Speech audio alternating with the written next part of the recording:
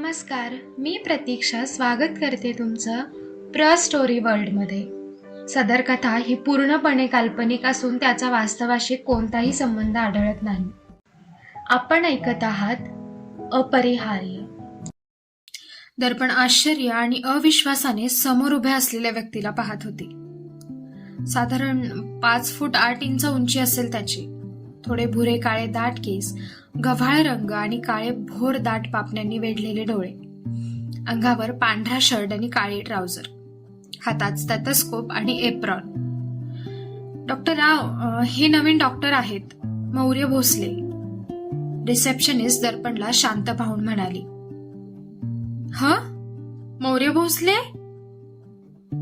दर्पणने अविश्वासाने विचारलं.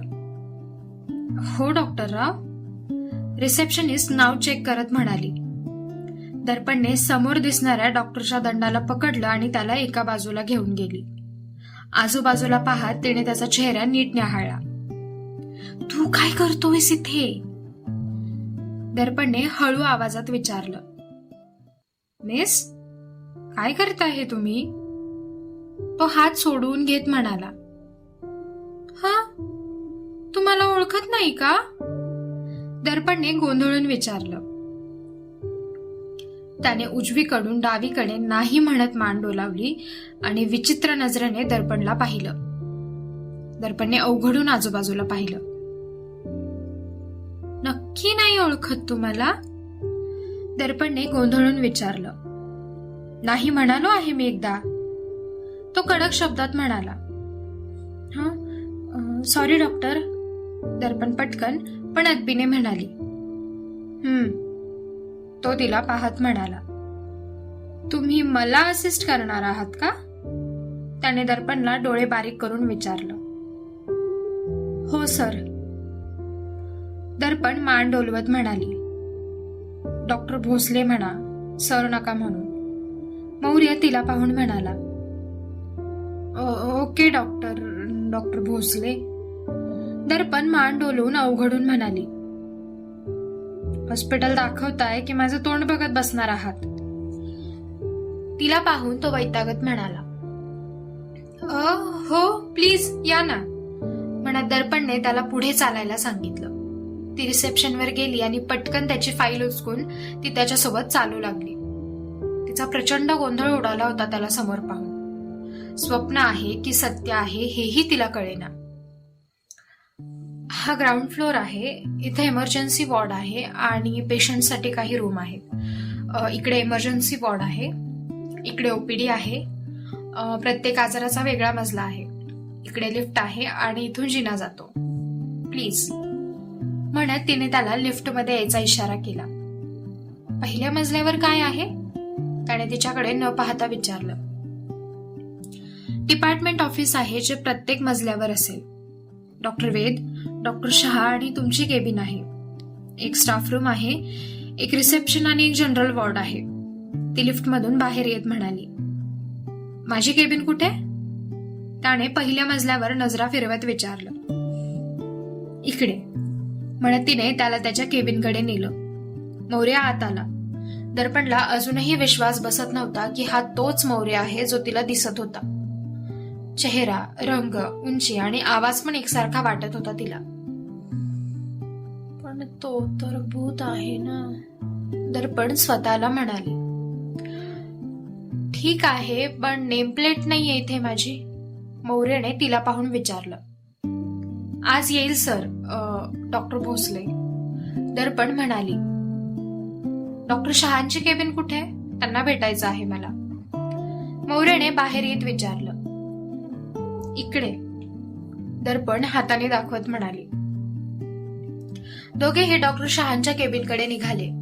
दोघेही पोहोचणार तेच वेद त्याच्या केबिन मधून बाहेर आला.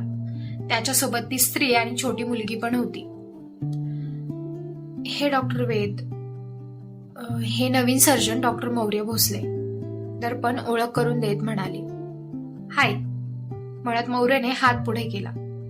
हाय, म्हणत वेदने पण हात पुढे केला. मौर्यने वेदवर नजरा फिरवल्या आणि मग त्याच्या हातात असलेल्या लहान मुलीवर. वेदच्या चेहऱ्यावर मात्र मिश्र भावना होत्या. कधी तो अवघडलेला होता, तर कधी घाबरलेला, तर कधी चेहऱ्यावर जबरदस्ती हसू आणत होता. अरे वा, दोन्ही डॉक्टर एकत्र भेटले वाटतं. डॉक्टर शहा त्यांच्या केबिन मधून बाहेर येत म्हणाले. हाय डॉक्टर शहा. मौर्य एकदम अदबीने म्हणाला.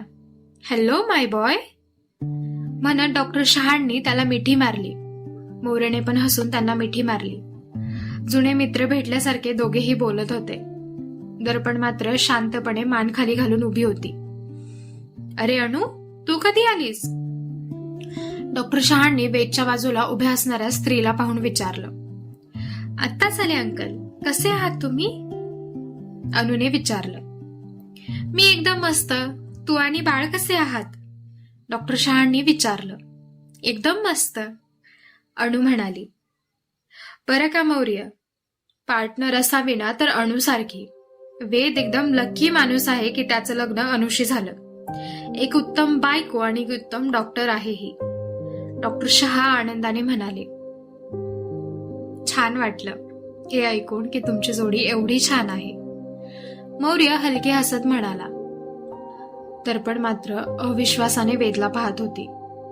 नर्स जेव्हा म्हणाली तेव्हा दर्पणने दुर्लक्ष केलं, पण आता जेव्हा समोरासमोर बोलणं झालं तेव्हा तिला खरंच धक्का बसला होता. अवघडून तिने नजरा वळवल्या. डॉक्टर राव, प्लीज यांना असिस्ट करा, मी येतो.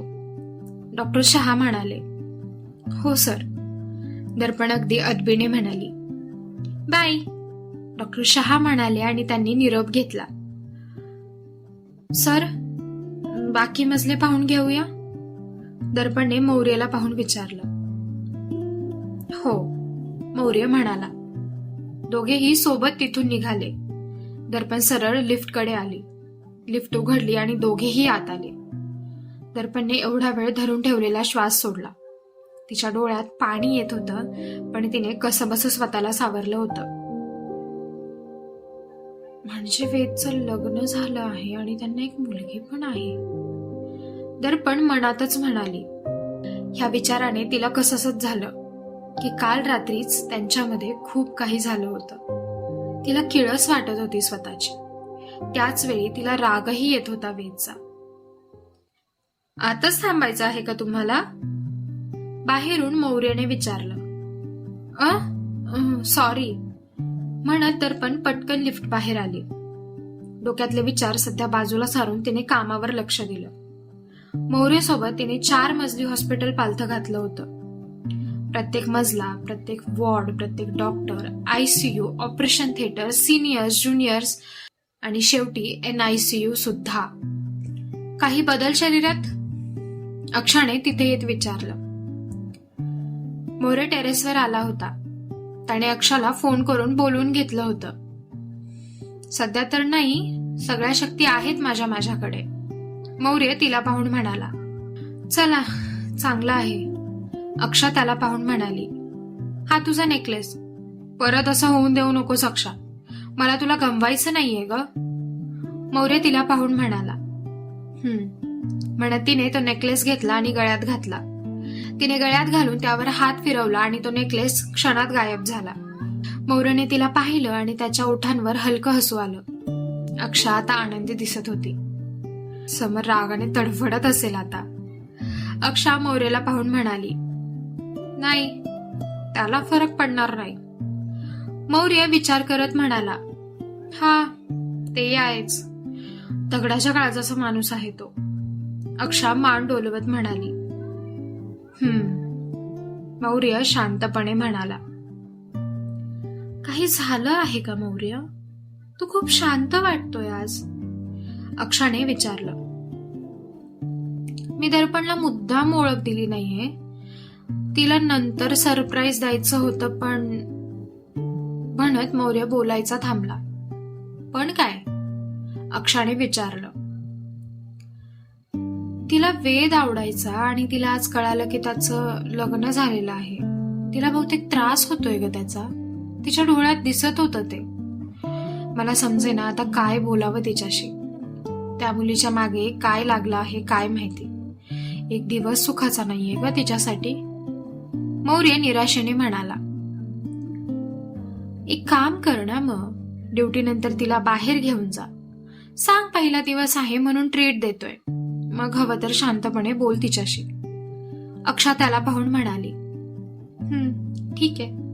मौर्य तिला पाहून म्हणाला. हा. अक्षा म्हणाली. जा आता काम कर, टाइमपास नका करू. मौर्य तिला टोमणा देत म्हणाला. मार खाशीला मौर्य, तुलाही काम आहेत आता, जा. अक्षा त्याला पाहून हसत म्हणाली. अक्षा हसून तिथून निघून गेली आणि मौर्य पण खाली आला. दर्पणची काय प्रतिक्रिया असेल मौर्यबद्दल हे त्यालाही माहिती नव्हतं. समर हॉटेलमधून घरी आलाच होता. दरवाजा उघडून तो आत आला आणि त्याने लाईट सुरू केल्या.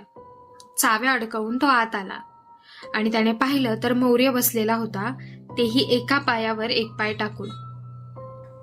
एक दिवस नीट जाऊन देणार नाहीये तुम्ही माझा. का आलाय रे तोंड दाखवायला? समर उसासा सोडत म्हणाला. तो आत आला आणि बॅग सोफ्यावर टाकून किचनकडे गेला. मी परत आलोय हे सांगायला आलोय मी, मौर्य रागाने म्हणाला.